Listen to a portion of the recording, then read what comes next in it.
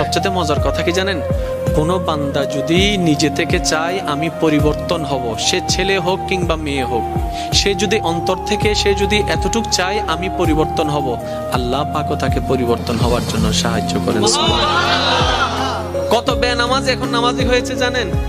সুবহানাল্লাহ। কত নামাজ এখন তাহাজ্জুদ ওয়ালা হয়েছে, হাজার হাজার আছে।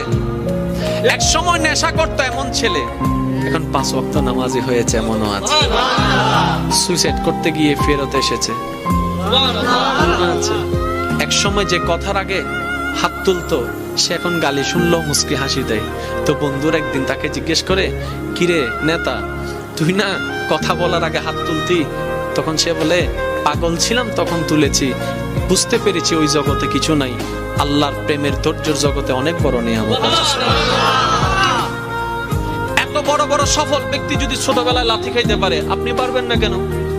আর সবার কথা বাদ দেন, ও নবী, আপনি শুধু একবার বলতেন জিবরাইল উল্টাই দিত, আপনি বললেন না কেন?